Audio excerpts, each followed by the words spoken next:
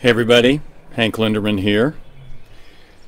You're looking at beautiful falls of Rough, Kentucky, and welcome to our episode of Getting Angry here on May 18th, Monday, May 18th. We had a bunch of rain last night, but look how beautiful that is.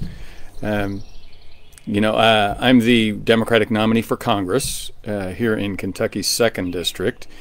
And this is part of the 2nd District that you're looking at there. In fact, that's the view of Falls of Rough, Rough River. And it's just beautiful, isn't it? Anyway, here I am. Good to see you all again. I told you I took a few days off. I didn't succeed. I tried to take a few days off, but I wasn't able to manage it. I had too many things to deal with and too many things to start working on, so I'll rest later. I'm not sure when. But anyway, great to see you all. Like I say, I'm the Democratic nominee for Congress here in Kentucky's 2nd District. That's an area that is just south of the city of Louisville, heading down to Bowling Green, and then from Owensboro across to Danville. It takes about 3 hours to drive across it from Owensville to Danville. Hi, Mary Richardson. Glad you're here. And I'm going to wait for Dennis to get here because Dennis reminded me of when he had met me, and there's a funny story about it that I thought I would share with you all. How are you liking my COVID haircut?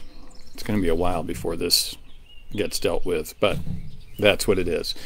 Anyway, let's start looking at some stuff on for today. Whoops. That's maybe not what we're going to look at. Let's start with some numbers from today. Now, these are the numbers from yesterday, the USA, and it looks like our numbers are dropping, and they possibly could be. But remember, last week we started seeing the economy open, started seeing people unwilling to stay where they are. Oh, hey, Jim Porter, I'm glad you're here. I need a haircut more than you do. That I need to see. Anyway, we're doing these numbers, and it does look like the numbers are dropping, but when you look at the overall picture, it's a pretty high plateau. So I'm not sure yet that we're out of the woods, and I'm quite concerned with all of us deciding to stop the social distancing. But then again, people are going crazy being kept in their houses, and you kind of can't blame them. Let's see. I want to talk to you. Remember, we talked before about how people who were tobacco smokers appeared to have some sort of. They did better with the disease, and so this is a story from The Guardian. They're going to start using nicotine patches as a potential treatment. They're just speculating about this, but they're going to start testing it. I thought that was very interesting and worth having a look at. Let's talk about some other things. I'll save some of the good things for later, sort of some of the funny, uplifting things. Let's talk about the bulwark, and we talk about this all the time. This is one of two very conservative sites. The other one that I ask you to look at all the time, and they're both free. There's no paywall involved, and they are the Bulwark and also the American Conservative. So the Bulwark is talking about Trump's week of scandal that was hiding in plain sight, and they go into some detail here where they talk about, here's the list of things the president did. Quote, tweeted an avowed alt-right account that flirts with Holocaust denial, texted supporters false allegations that he'd been illegally spied upon by the previous vice president, fired another independent inspector general without providing cause. Now, by the way, that inspector general appears to have been investigating an unusual arms deal with the nation of Saudi Arabia. And he was investigating that. And he was investigating Secretary of State Pompeo. And Pompeo claims that he was not aware he was being investigated, but that's kind of a problem. The death toll got close to 90,000. I think we are over 90,000 souls. In fact, let's go back quick and take a look. We are... Yes, 90,978 deaths. So that's pretty awful. One of the president's large adult sons suggested that Joe Biden is a pedophile. Where did they get that? I'm not sure. A few more things, and this is again from this conservative website. Another of his large sons, adult sons, claimed the virus was a hoax perpetrated by the left and the media and that it will disappear after the election. And worst of all, maybe, he sent a tweet encouraging protesters who aggressively shouted down and chased after a random local news reporter with calls of, "You are the virus." This is a dangerous guy. Now, let's go back to this, that the virus was a hoax. Here's a guy who, and this is from the New York Post, this is a man who thought that the coronavirus was a fake crisis, unfortunately. And even though this is someone who we would disagree with, you don't wish harm on anybody. I don't wish harm on this guy, and none of us do, I don't believe. But he thought it was a fake crisis. He and his wife ended up in the ICU. And like I say, this is on the New York Post, and it looks like his wife may not make it. It was terribly, terribly sad. After 3 weeks, I've come to accept that my wife may not make it. And he's very sad about that. As we all should be. So that's just terrible. Let me show you something else. Let's see what this is. Republicans are apparently getting very worried about the re-election for President Trump, and as they should be. It looks like in states like Michigan, this is they're really looking for trouble. So, you know, this is maybe a good time to say to Democrats, folks, the only way we deal with this is if you get involved. You're going to have to get involved in some way or another, and we can talk about that.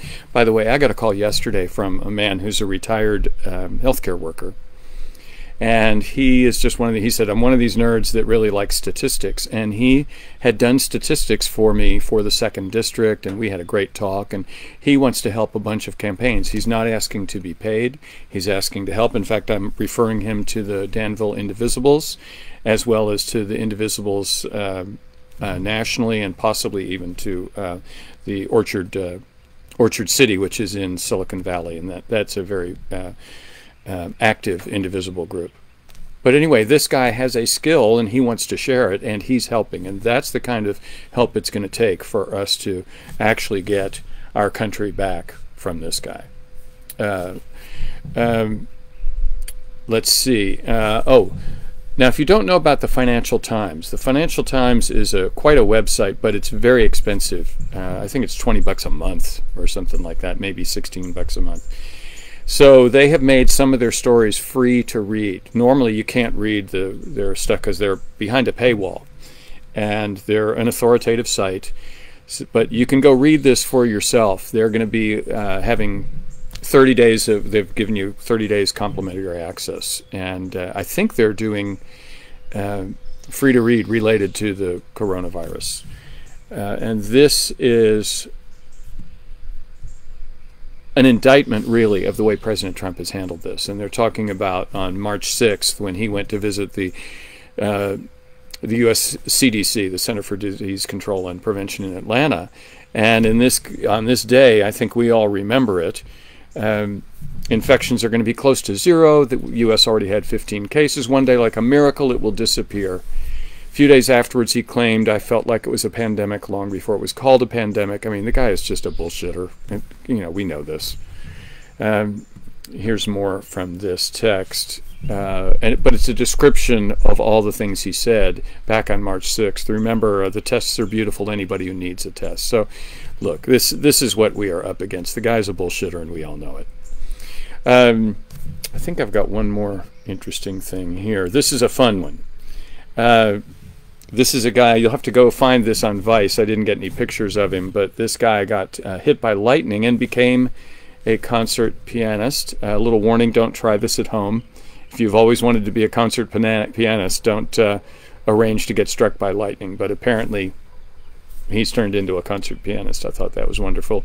So another lighthearted news, there's a guy that I love named J.L. Calvin, and you can follow him on Twitter, you can find him on YouTube, and he's the guy that does these spectacular Donald Trump impersonations. And he's just the best. You can put him on. He doesn't look like Trump, which is great because he just talks, but he wears the MAGA cap, and he says when he's wearing the white MAGA cap, that means that's good. He's golfing, and when he was, and it's bad when he's wearing the red MAGA cap. He gets pretty graphic about that.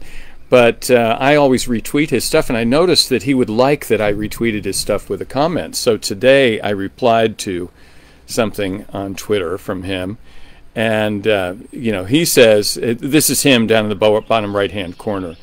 He says, "Good morning. I think the MAGA is starting to learn that I'm mocking Trump, but they still can't spell." And so I retweeted this saying, JL, maybe he, meaning Trump, could endorse some Democratic Party candidates like me. Love your work. And look up here at the top, liked by JL Calvin. So fingers crossed, maybe he'll go for it and endorse me for Congress.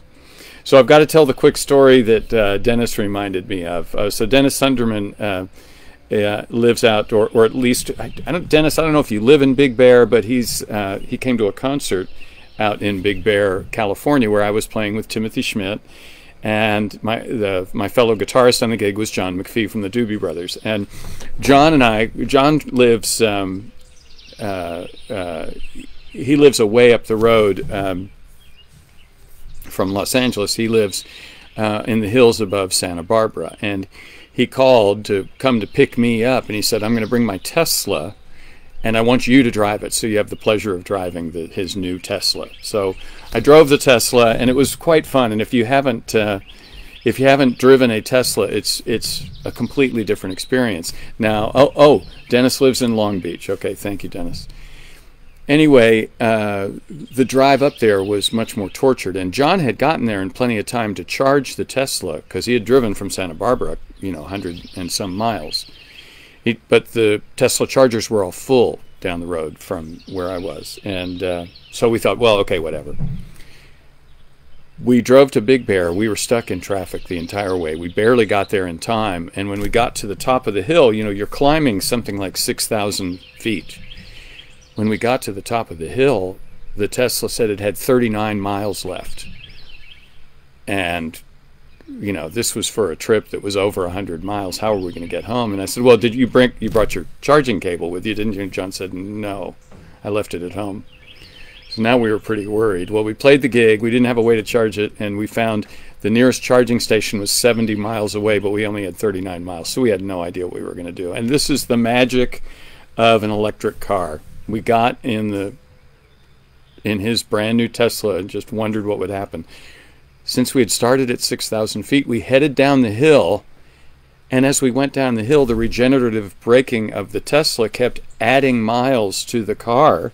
So instead of being 20 miles short, we got there and still had 15 miles left. We traveled the 70 miles and just had to sit there for I think we sat there for half an hour charging the car to make it home. But it was quite a funny thing. And that's the night I met Dennis, and Dennis reminded me that he wound up with an orange pick. So it's just a funny, funny world. So look, everybody, I do need your help. There are a lot of ways you can help. It's nice if you can contribute. Here's the QR code.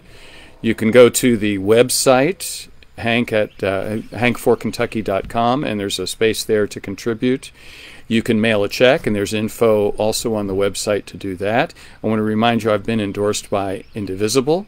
I've also been endorsed by the Greater Louisville Labor Council and the AFL-CIO, and I just got a call.